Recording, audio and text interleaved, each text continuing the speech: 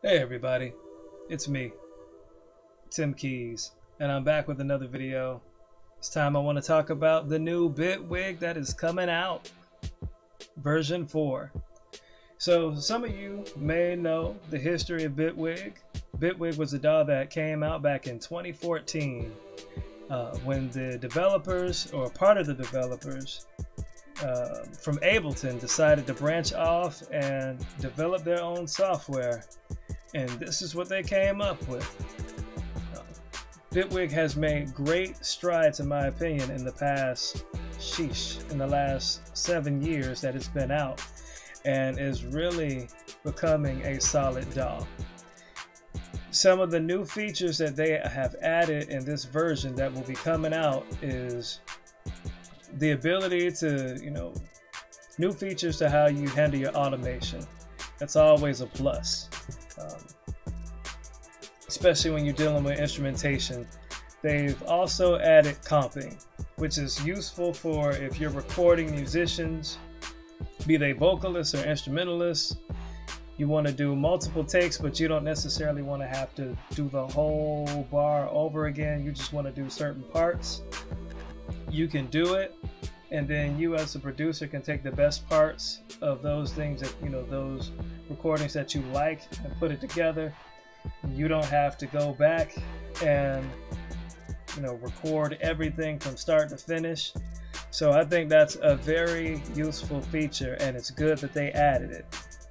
We could talk about, well, it was 7 years, but keep in mind Ableton has been around since at least 2000, and they just added comping with this current release that came out this year.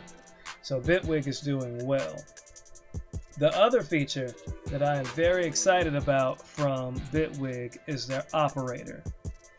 And what makes operators nice is that basically it allows you to adjust different events from within the sequencer itself.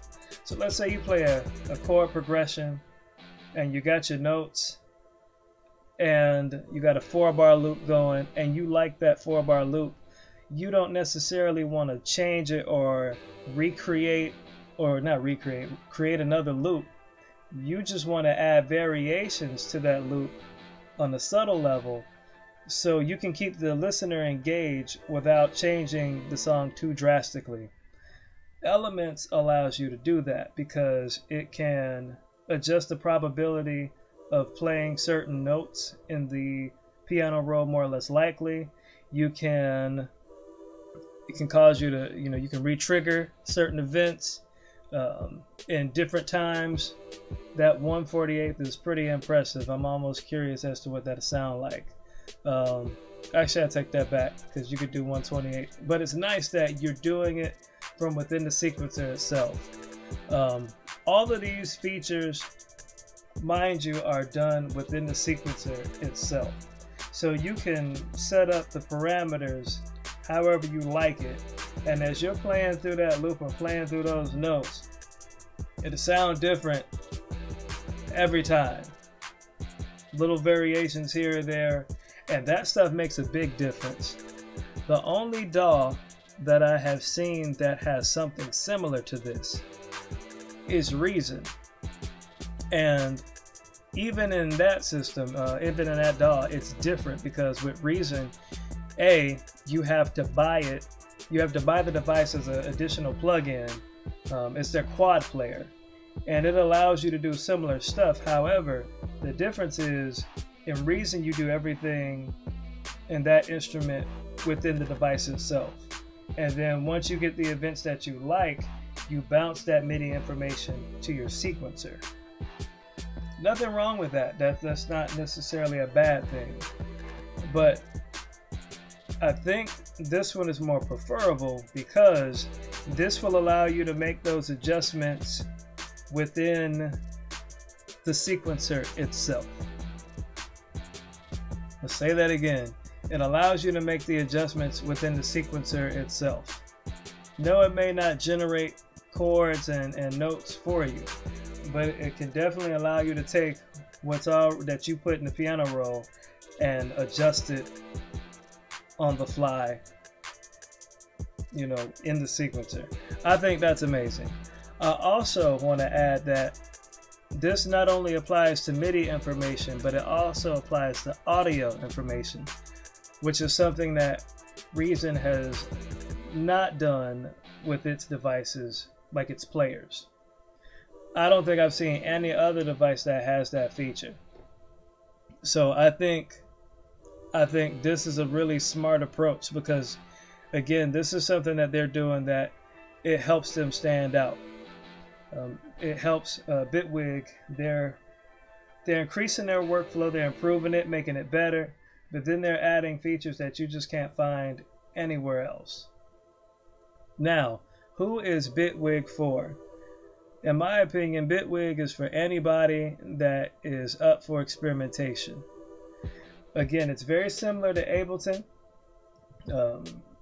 Both DAWs hold similar philosophies. They have a similar layout, and they'll have similar attributes when it comes to the time stretch, when it comes to the ability to manipulate samples. Both have a sampler. I think Bitwig sampler is a little bit more powerful than Ableton's. Ableton will give you more instruments if you get the suite version, but Bitwig is a lot more affordable. And I would say Bitwig is more of a tweaker's DAW. So if you're somebody that's into like modulation and setting up your own sounds and coming up with different effects and chaining them in unique ways, I would say for its price point, I would definitely jump on Bitwig. It would definitely be worth a try. You know, if you're a hip-hop producer or a trap producer, you know, the question may come up, well, can it handle trap beats? And to be frank, I would say I think so. Because trap music is more or less based on the samples that you bring in. So as long as you got a good selection of drums, a good selection of samples, you know, everything else you do with your VSTs or your hardware, you bring that in yourself.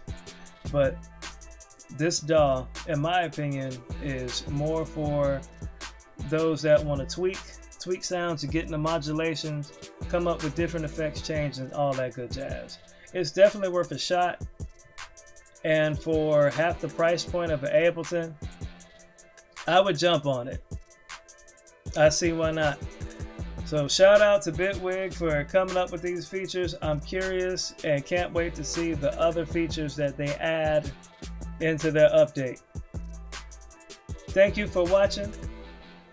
If you like this video, give a thumbs up. If you don't like it, give a thumbs down.